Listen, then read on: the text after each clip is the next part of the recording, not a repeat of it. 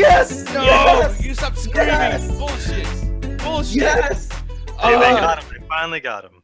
They finally got Every him. moment. Ganja never ever gets excited about these fucking nerd movies. He's not that guy. He's not the dude who. Not true. I did get very hard for Star Wars.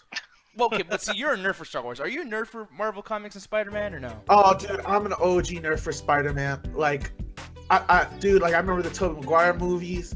I remember some of the comic books. I remember buying the Ultimates when they first came out. Oh my god, dude, I'm so happy. Okay, so I'm so happy.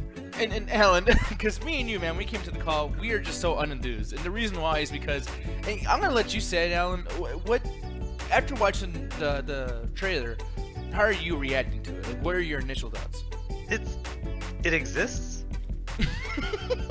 Cause like I don't know I didn't really know what to fucking expect. Cause like the Homecoming trailer's coming out, I'm like, okay, they gotta set up the villain, they gotta kind of set up where he is in the universe, but nothing really stood out to me as unique. Like to me, it all made sense. I mean, it was kind of funny seeing the masks on there, but it's just like he looks so fake in CGI. Like, dude, like he looks considerably worse right here than he does in Captain America Civil War. Dude, I don't know what the fuck you're looking at. That shit looks he clean. does kind of look worse. It's weird, isn't it? Yeah, like that's the thing. I'm not trying to talk shit either. I mean, he looks so computerized. Like he doesn't look like he's in the movie. Actually, he looks less computerized. His costume is supposed to look that slick and clean.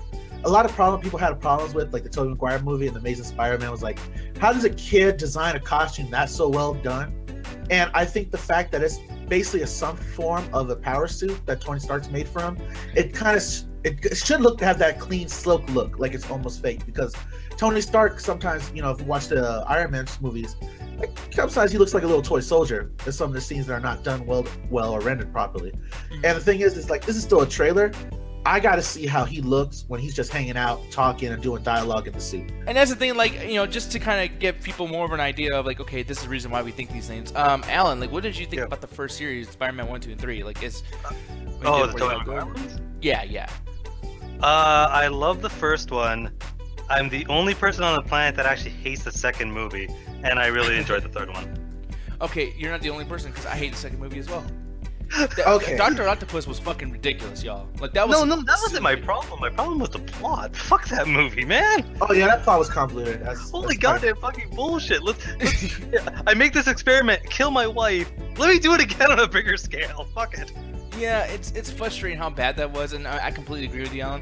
And I mean, Ganja, how about you? Did you like the second one at all? Or? The second one, like he said, the story was weak. I think the strongest parts of Spider-Man 2 is the beginning when they show off his daily life and him trying to struggle being a superhero and a regular human being at the same time. Yeah. That's what's always appealed to the Spider-Man story was he's a regular person as well as a superhero, and he has to do regular shit that intervenes with his superhero life. Yeah. So that was very interesting. The thing that pissed me off is kind of what Alan said. The storyline is very convoluted. Like, why would he go back to build a machine if it killed his wife? And they try to throw that shit that the machine has some kind of AI control, which that's complete bullshit. Like that's plot father. They don't know what the fuck they were doing. And the thing that I hate about this trailer the most is they did the scene from Spider-Man 2 where he's holding the troop trains from falling off the building. They kind of did the same scene with the boats.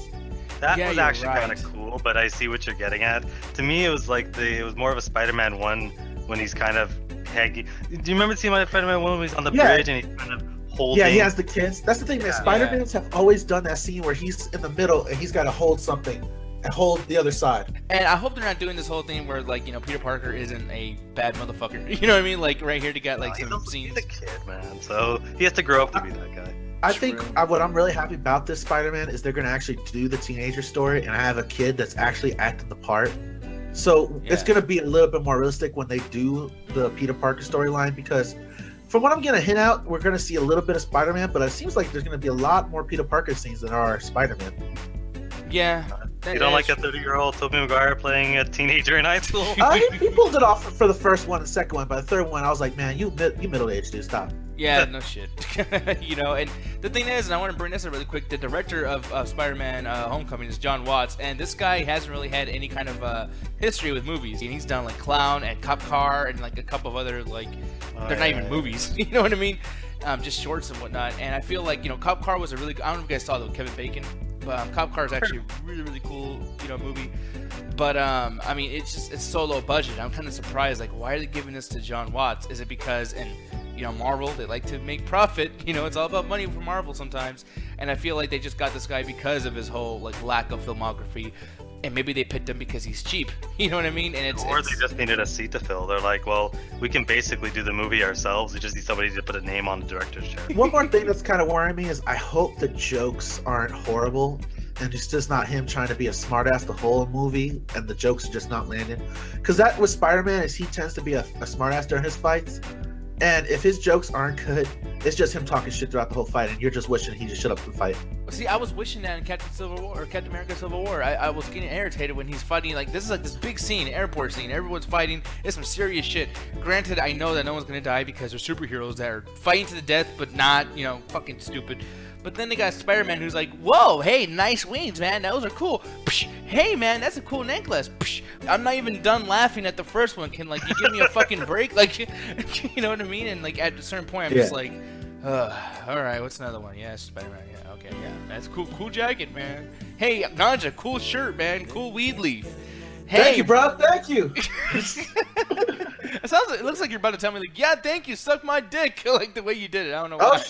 Let me pull a Chicago John then. No, people, this has been Off the Clock.